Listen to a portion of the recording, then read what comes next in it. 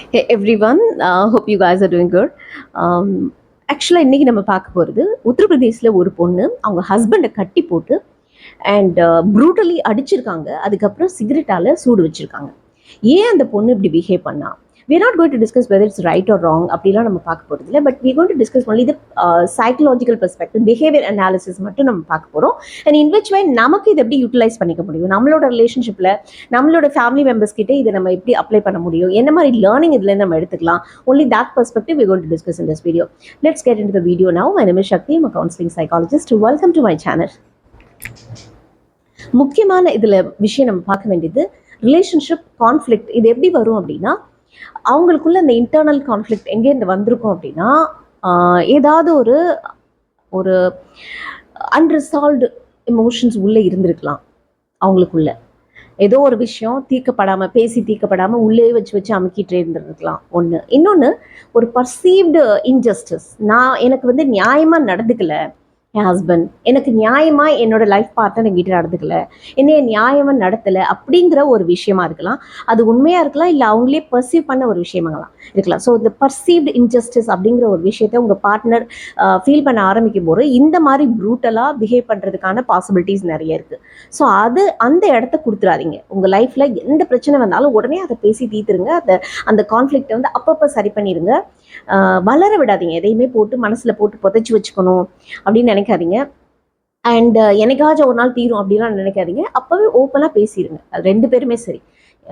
சின்ன டவுட் உங்களுக்கு வந்தால் கூட உங்கள் பார்ட்னர் மேலே ஏன் இப்படி பிஹேவ் பண்ணுறாங்க, ஏன் திடீர்னு சைலண்ட்டாக இருக்காங்க, ஏன் கோவமாக இருக்காங்க தெரிஞ்சிடுச்சு, அதை உடனே சார்ட் அவுட் பண்ணுறதுக்கு ட்ரை பண்ணுங்கள்.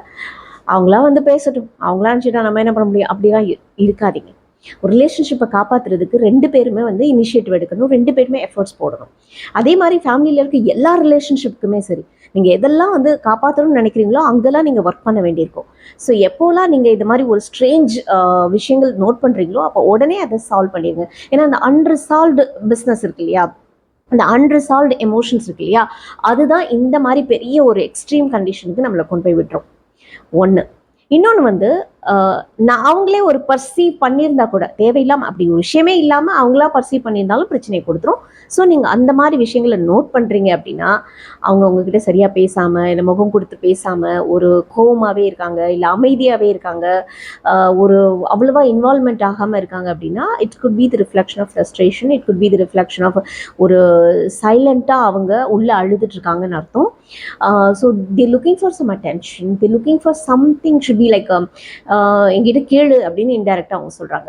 எப்போவுமே என்னை தனியாக விடு அப்படின்னு சொல்கிறாங்கன்னா என்ன அர்த்தம்னா, என்கிட்ட பேசு, என்னை கூப்பிட்டு என்கிட்ட பேசு, என்கிட்ட இருக்க பிரச்சனை என்னன்னு கேளு அப்படின்னு அர்த்தம். ஸோ இதெல்லாம் நீங்கள் கரெக்டாக டீகோட் பண்ணி அப்பப்போ சால்வ் பண்ணிக்கோங்க. எப்போவுமே அன்ரிசால்வ்டு பிஸ்னஸை உள்ளே வளர விடாதீங்க. அடுத்த விஷயம் நான் பார்க்குறேன், இந்த பொண்ணு கட்டி போட்டிருக்கா, அவங்க ஹஸ்பண்டை கட்டி போட்டுட்டு அடிச்சிருக்கா அப்படின்னா, அது வந்து இட்ஸ் சைன் ஆஃப் லைக் ஒரு கண்ட்ரோல் மெக்கானிசம் எடுக்க ட்ரை பண்ணியிருக்காங்க. எப்போ வந்து ஒருத்தர் வந்து கண்ட்ரோல் பண்ணணும்னு நினைப்பாங்க அப்படின்னா, அவங்க வந்து ஒரு கைண்ட் ஆஃப் ஒரு ஃபீலிங் இன்செக்யூரிட்டியாவோ, ஒரு ஃபீலிங் ஒரு இன்அடிக்வேட், நான் வந்து ரொம்ப இவங்களுக்கு பத்தலை, இல்லை நான் ரொம்ப இன்செக்யூர்டாக ஃபீல் பண்ணுற மனிதர்கள் தான், நான் வந்து ரொம்ப கம்மியாக ஃபீல் பண்ணுற மனிதர்கள் தான் ஒரு கண்ட்ரோல் எடுத்துக்கணும், டாமினேட் பண்ணணுங்கிற ஒரு எக்ஸ்ட்ரீம் கண்டிஷனுக்கு போவாங்க. ஸோ ரிலேஷன்ஷிப்பில் எப்போவுமே அந்த ஸ்டேஜுக்கு போக விடக்கூடாதுன்னா என்ன பண்ணணும், யாரையுமே நீங்கள் உங்கள் ஃபேமிலியில் இருக்க யாரையுமே வந்து ஒரு இன்செக்யூர்டாக ஃபீல் பண்ண விட்றாதீங்க. And they should not feel that they are inadequate. So எல்லாரையுமே அந்த ரெஸ்பெக்டோட ட்ரீட் பண்ணும்போது அவங்க அந்த மாதிரி ஃபீல் பண்ண மாட்டாங்க. அவங்கவுங்களுக்கு அந்த இம்பார்ட்டன்ஸ் நீங்கள் கொடுக்கும்போது they feel that every one is important, and நானும் இந்த ஃபேமிலியில் வந்து ஒரு இன்க்ளூசிவாக இருக்கேன், எனக்கும் வந்து வேல்யூ இருக்குது அப்படின்னு ஃபீல் பண்ண ஆரம்பிக்கும் போது இந்த மாதிரி எண்ணங்கள் வரவே வராது. ஸோ இதுக்கெல்லாம் பொட்டன்ஷியல் ட்ரிகர் எதுவாக இருந்திருக்கும் அப்படின்னு பார்த்தீங்கன்னா, ஒன்று அந்த ஸ்ட்ரெஸ் சொன்னேன் இல்லையா, அந்த ஆங்கர், ரிசன்மெண்ட் இதெல்லாம் வர்றதுக்கு முக்கியமான காரணம் ஒரு ஸ்ட்ரெஸ் ஆகும். எது ஸ்ட்ரெஸ் பண்ணியிருக்கோம் அப்படின்னா, ப்ராபப்ளி ஃபினான்ஷியல் டிஃபிகல்ட்டிஸாக கூட இருக்கலாம். நீங்கள் உங்கள் பார்ட்னருக்கு அந்த ஃபினான்ஷியல் ஃப்ரீடம் கொடுக்காமல் இருந்திருக்கலாம், இல்லை ஃபினான்ஷியல் சப்போர்ட் கொடுக்காமல் இருந்தீங்கன்னா இந்த மாதிரி ஒரு கோவம் வர்றதுக்கான பாசிபிலிட்டிஸ் இருக்குது. Number one. அடுத்து கண்ட்ரோல். அவங்க ஃபினான்ஷியலாக ஏதாவது அவங்க செலவு பண்ணாங்கன்னா ரொம்ப ஓவராக அவங்கள நீங்கள் கண்ட்ரோல் கேட்டு, கணக்கு கேட்டு ரொம்ப ஸ்க்ரூட்டனைஸ் பண்ணுறீங்க அப்படின்னா அப்போவும் அந்த கோவம் கோவமோ ரிசென்ட்மெண்ட் வர்றதுக்கான பாசிபிலிட்டிஸ் இருக்குது. அடுத்து அவங்களுக்குள்ளே ஏதோ ஒரு விஷயம் எமோஷ்னலாக ஒரு அன்ரிசால்வ்டு பிஸ்னஸ் இருக்கும்போது டெஃபினட்டாக இந்த மாதிரி ஒரு possibilities, extreme possibilities are there. அடுத்து முக்கியமான விஷயம், அவங்க சப்போஸ் அவங்களுக்குள்ளே இருக்க ஏதோ ஒரு எமோஷ்னல் அன்ஃபினிஷ்டு பிஸ்னஸ்க்காக, இந்த ட்ராமாக்காக அது கோப்பிங் மெக்கானிசமாக அவங்க யூஸ் பண்ணிட்டு ஏதாவது ஒரு அப்யூஸில், ட்ரக் அப்யூஸோ இல்லை ஒரு சப்ஸ்டன்ஸ் அப்யூஸோ இல்லை ஆல்கஹாலோ இல்லை ஸ்மோக்கிங்கோ இது மாதிரி ஏதோ ஒரு ஹேபிட்டுக்குள்ளே போயிட்டாங்க அப்படின்னாலும் இந்த மாதிரி எக்ஸ்ட்ரீம் கண்டிஷனுக்கு போக பாசிபிலிட்டிஸ் இருக்குது.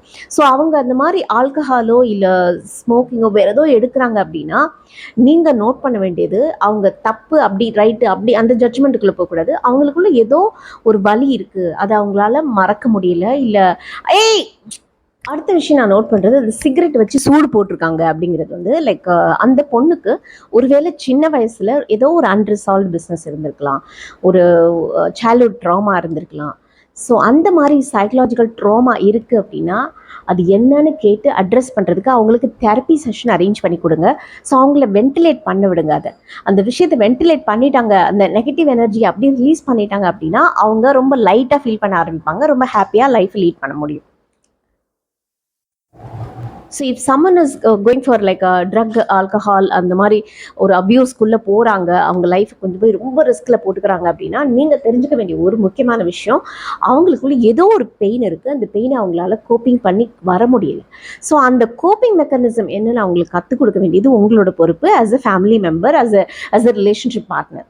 அப்போ நீங்கள் ஜட்ஜ் பண்ணக்கூடாது. அவள் வந்து ஆல்கஹால் எடுப்பா, அவன் வந்து சிகரெட் ஸ்மோக் பண்ணுவா, அவன் வந்து பப்புக்கு போகிறா, அவள் வந்து எப்போ பார்த்தாலும் சினிமான்னு சுற்றிட்டு இருக்கா, இல்லை பான் பார்க்குறாங்க, இல்லை ஏதோ ஒரு ரீல்ஸ்லேயே உட்காந்து அடிக்டாக இருக்கா, இல்லை ஏதோ ஒரு விஷயத்தில் அடிக்ஷனாக இருக்காங்க அப்படின்னாவே அதுக்கு என்ன அர்த்தம்னா ஏதோ ஒரு பெயின் உள்ள அவங்கள அழுத்திட்டு இருக்கு, அந்த பெயின்லேருந்து அவங்களால வெளியில் வர முடியல, அவங்க ரொம்ப போராடிட்டு இருக்காங்கன்னு அர்த்தம்.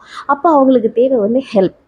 அந்த ஹெல்ப்பை நீங்கள் பண்ணுறது ஒரு தெரப்பி மூலமாக நீங்கள் பண்ண முடியும். ஒரு தெரப்பி செஷன் ஆர்கனைஸ் பண்ணி கொடுங்க, அவங்கக்கிட்ட உட்காந்து பேசுங்க. அப்படி தான் நீங்கள் கொஞ்சம் கொஞ்சமாக அவங்கள வெளில கொண்டு வர முடியுமே தவிர ஜட்ஜ் பண்ணுறதுனால படிக்க முடியாது. ஸோ அப்படி நீங்கள் பார்த்தீங்கன்னா இம்மீடியட்டாக நீங்கள் பண்ண வேண்டியது அவங்களுக்கு ஒரு தெரப்பி ஆர்கனைஸ் பண்ணி கொடுத்து அவங்கள அதில் வெளில கொண்டு வர ட்ரை பண்ணுறது.